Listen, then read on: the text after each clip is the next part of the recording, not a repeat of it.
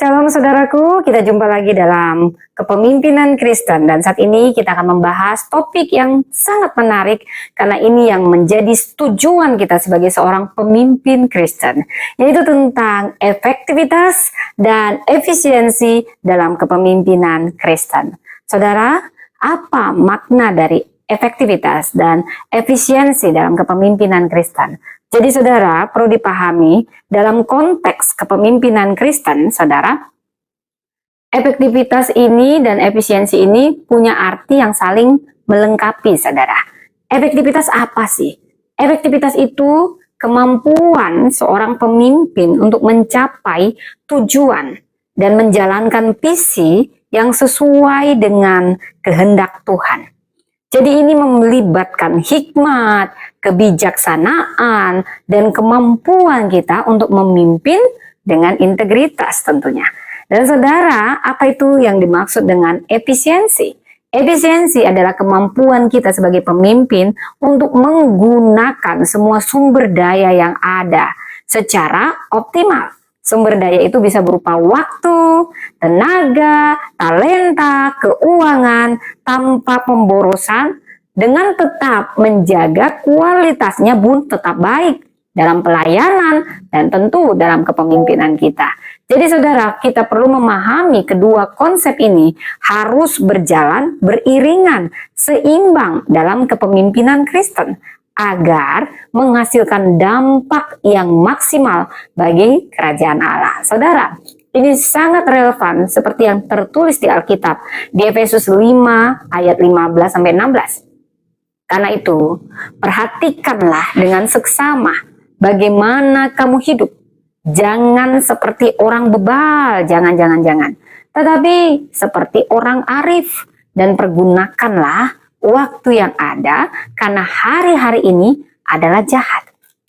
Nah, ini gambaran dari pentingnya efektivitas dan efisiensi dalam kepemimpinan, saudara.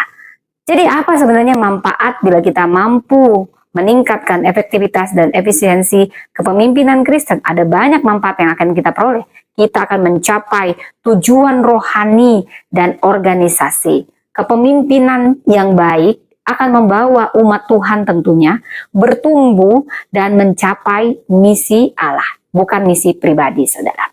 Dan ini akan membangun suatu tim yang sangat solid.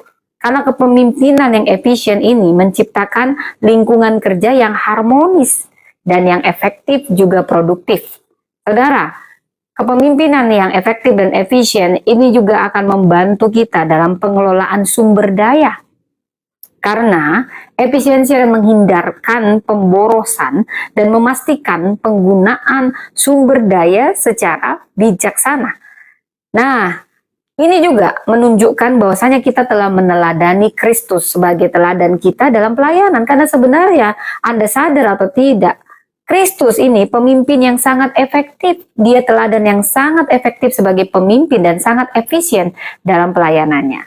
Saudara, apalagi tujuannya, manfaatnya, ini akan mengembangkan para pemimpin-pemimpin baru yang lahir untuk menjadi pemimpin efektif yang selanjutnya, yang mampu mereproduksi pemimpin baru melalui mentoring dan pembinaan.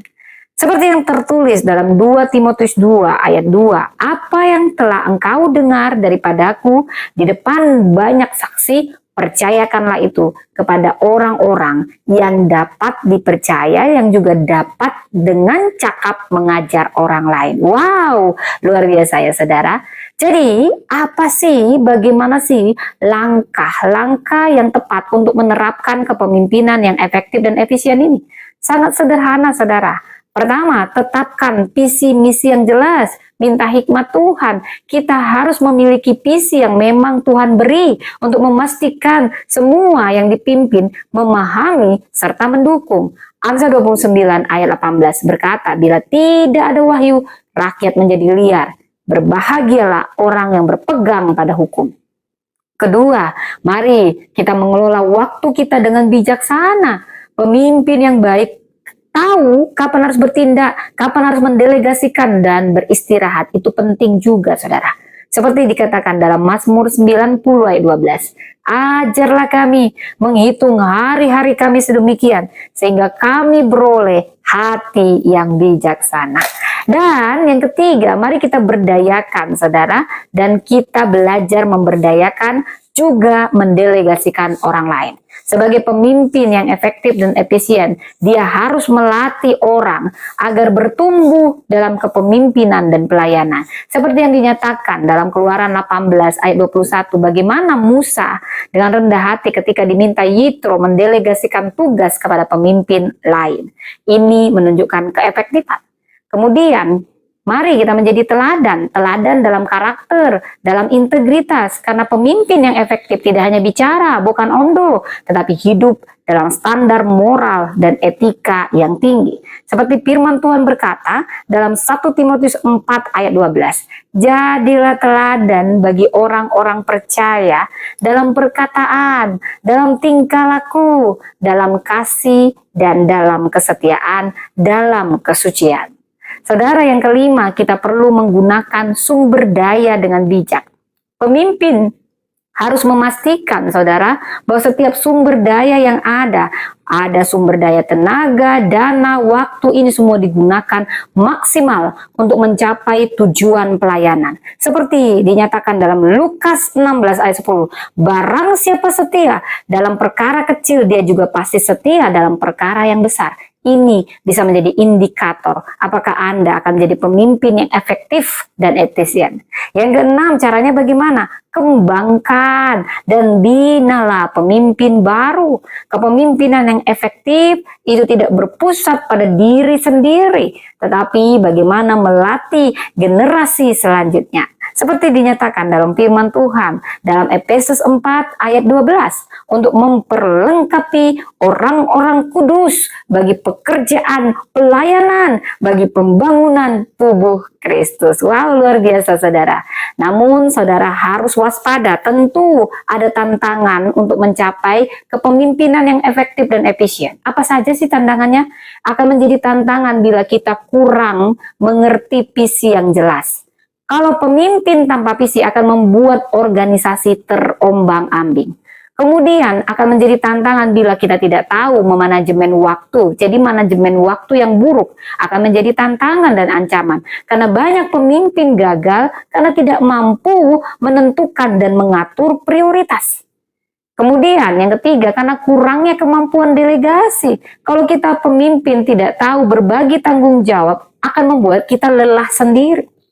Kemudian tantangan yang keempat, gangguan dan distraksi. Godaan dunia, tekanan eksternal itu akan sering menghambat efektivitas kepemimpinan kita.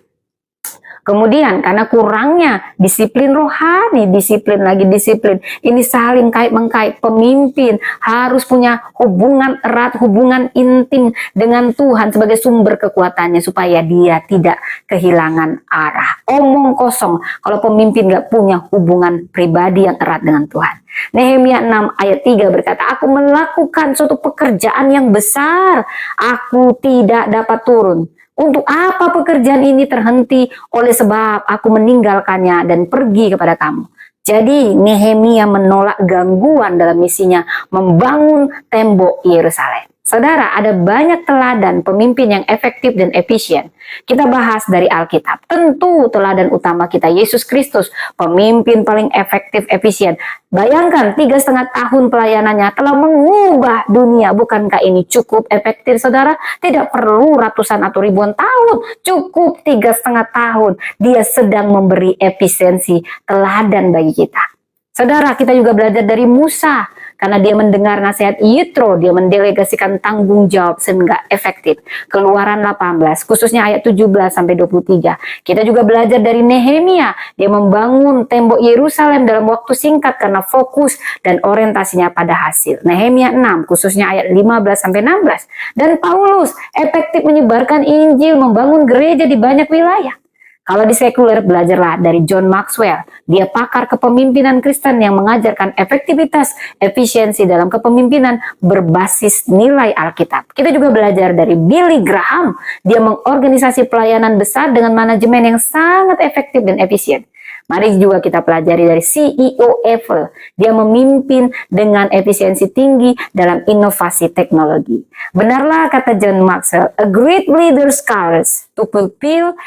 Dan ada kutipan dari para penulis terkenal yang menjadi guru saya, yang sangat menginspirasi saya. Dan saya yakin menginspirasi kita semua untuk mencapai efektivitas dan efisiensi dalam kepemimpinan kita. Seperti quotes dari John C. Maxwell berkata, a great leader's courage is to fulfill his vision comes from passion, not position. Seorang Simon Sinek juga berkata, leadership is not about being in charge. It is about taking care of those in your charge. Juga tentu dari Tuhan Yesus sebagai teladan pemimpin yang luar biasa efektif dan efisien bagi kita semua, teladannya luar biasa. Yesus berkata, if you want to be a great leader, you must first become a great servant. Wah, ini kepemimpinan yang luar biasa yang Yesus beri teladan adalah kepemimpinan hamba.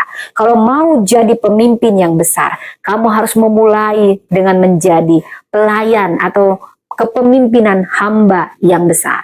Markus 10 ayat 45. Ini akan menjadi ayat hafalan kita. Karena anak manusia datang bukan untuk dilayani, tetapi untuk melayani.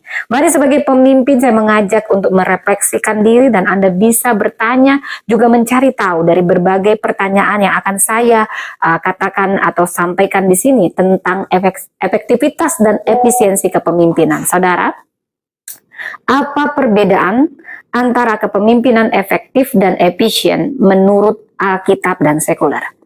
Bagaimana teladan kita Kristus menunjukkan kepemimpinan yang efektif dan efisien dalam pelayanannya?